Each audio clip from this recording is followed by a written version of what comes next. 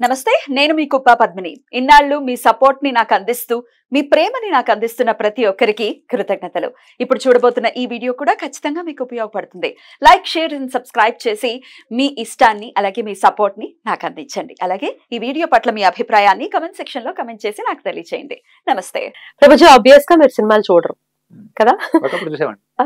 చిన్నప్పుడు, ఇప్పుడు కాదు ఆబ్వియస్ గా. కానీ డైరెక్టర్స్ వీళ్ళ పేర్లు త్రివిక్రమ్ శ్రీనివాస్ గారు తెలుసా?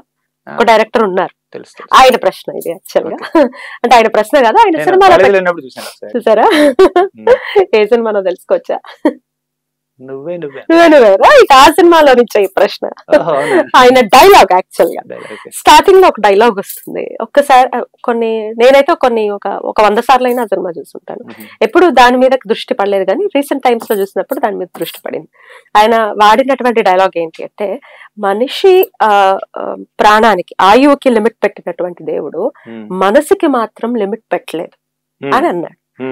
అంటే నిజమే కదా, మనసుకి లిమిట్ పెట్టలేదు స్వామి, ఎందుకు పెట్టలేదు అనేది నా ప్రశ్న. అదే ఆయన ప్రశ్నే నేను నా ప్రశ్నగా తీసుకుంటున్నా. ఎట్లా దీనికి ఆయుష్ లైఫ్ స్పాన్ దానికి మీరు అన్నట్టు లిమిట్ ఉంటుంది. 100 ఏళ్ళు, 120 years యాక్చువల్ సైకిల్. ఓకే, 120 అనుకోండి, 1,00,000 సంవత్సరాలు అనుకోండి. కృతయుగంలో దానికి లిమిట్ ఉంటుంది. ఓకేనా? మనసుకు లిమిట్ లేదు. ఎందుకంటే ఈ శరీరం, ఇప్పుడు ఆయువు అంటే ఏమిటి? మనం శరీరంలోకి ప్రవేశించినటువంటి సమయం నుంచి ఆ శరీరం నుంచి బయటపడే సమయం వరకు ఆయువు అంటాం మనం. అసలు చెప్పాలంటే వ్యక్తికి చావే లేదు. లిమిట్ పెట్టారా? లిమిట్కి పెట్టలేదు అన్నారు కదా మీరు. అసలు లిమిట్ లేదు మనకి. లిమిట్లెస్.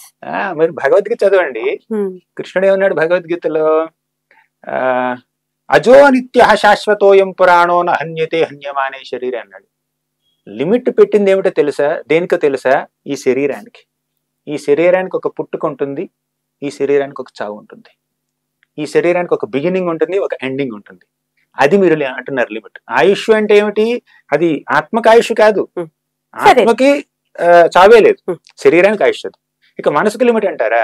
ఇప్పుడు మనసు సటిల్ అంటే సూక్ష్మం. శరీరాన్ని చూడగలుగుతున్నారు మీరు, ఆ శరీరంలోకి జరిగేటటువంటి మార్పుల్ని ఆది అంతాన్ని చూడగలుగుతున్నారు, కానీ మనసుని చూడలేకపోతున్నారు. కానీ మనసు ఉంది. యాక్చువల్లీ శరీరం ఫంక్షన్ అవ్వడానికి మనసు యొక్క రోల్ చాలా ఉంది. మనకి కాలికి దెబ్బ తగిలితే ఎంత బాధపడతామో దానికన్నా ఎక్కువ బాధపడతాం మనసుకి దెబ్బ తగిలితే. ఎందుకంటే మనసు కనపడకపోయినా, కంటికి కనపడకపోయినా మనసు ఉంటుంది. ఒక వ్యక్తికి మనసు ఉండాలి, బుద్ధి ఉండాలి, అహం ఉండాలి, అహంకారం, అస్తిత్వం ఉండాలి. ఈ మూడు ఈ శరీరానికి, అంటే ఒక వ్యక్తికి ఉన్నటువంటి నేచురల్ ఎటర్నల్ ఫ్యాకల్టీస్ అన్నమాట.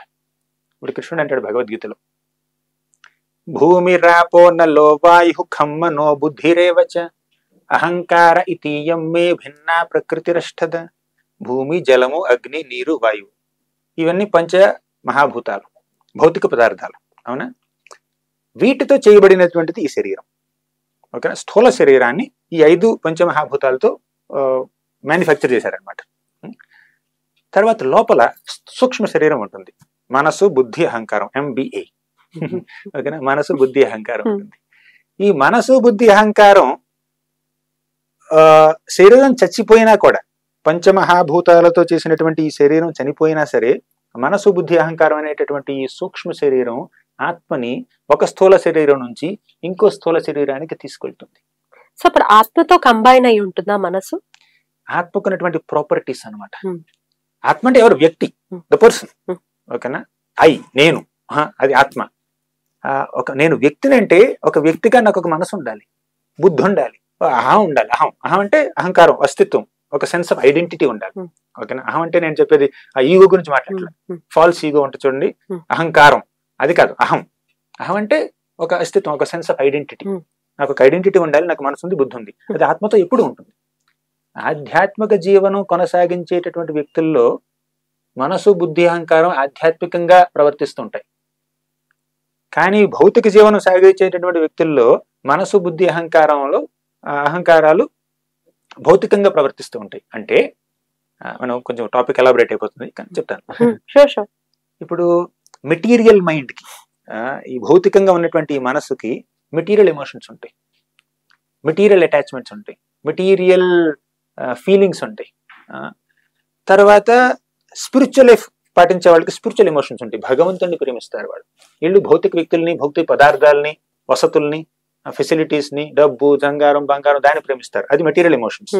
వీళ్ళు భగవంతుని ప్రేమిస్తారు, భక్తుల్ని ప్రేమిస్తారు. అది స్పిరిచువల్ ఎమోషన్స్. వీళ్ళ బుద్ధి ఏమిటంటే భౌతికవాదులకి వాళ్ళ బుద్ధి కూడా భౌతికంగా పనిచేస్తూ ఉంటుంది. మెటీరియల్ ఇంటెలిజెన్స్ అంటారు దాన్ని. అంటే డబ్బు ఎలా సంపాదించాలి, ఎదుటివారిని ఎలా దోచుకోవాలి, నాకు ఇంకా ఎక్కువ బంగారాలు, సింగారాలు, లేదంటే ఇంకా డబ్బు, పరపతి, పేరు, ప్రతిష్టలు ఎలా గడించాలి, వారి యొక్క బుద్ధి అంతా అలా ఆలోచిస్తూ ఉంటుంది. కానీ వీళ్ళది స్పిరిచువల్ ఇంటెలిజెన్స్. శాస్త్రాలు ఎలా అర్థం చేసుకోవాలి, భగవంతుడి యొక్క తత్వాన్ని ఎలా అర్థం చేసుకోవాలి, ఇక భౌతిక జీవనానికి ఆధ్యాత్మిక జీవనానికి వ్యత్యాసం ఏమిటి, నేను ఆధ్యాత్మిక జీవనంలో ఎలా పురోగతి చెందాలి, ఇలా స్పిరిచువల్ ఇంటెలిజెన్స్ ఆలోచిస్తూ ఉంటుంది. ఇక మెటీరియల్ ఈగో, భౌతికపరమైనటువంటి అహంకారం, అది ఎలా ఉంటుందంటే నేను పెద్ద ధనికుణ్ణి, నేను బ్రహ్మచారిని, నేను సాధువుని, లేదంటే నేను గృహస్థుణ్ణి, నేను పెద్ద మల్టీ మిలియనర్ని, నేను ఈ కంపెనీకి సీఈఓని, నేను పోలీస్ ఆఫీసర్ని, ఇంజనీర్ని, డాక్టర్ని, ఇండియన్ని, అమెరికన్ని, ఇలా ఒక ఈ సెన్స్ ఆఫ్ ఐడెంటిటీ ఉంటుంది చూడండి. మెటీరియల్ ఐడెంటిటీస్ తో, మెటీరియల్ డిజిగ్నేషన్స్ తో వాళ్ళని వాళ్ళు గుర్తించుకుంటారు. అది మెటీరియల్ ఈగో.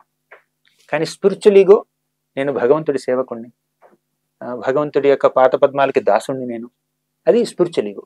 ఇలా సెటిల్ బాడీ, ఆత్మకు ఉన్నటువంటి న్యాచురల్ ఫ్యాకల్టీస్, సహజ సిద్ధమైనటువంటి సంపదలే మనసు, బుద్ధి, అహంకారం, MBA.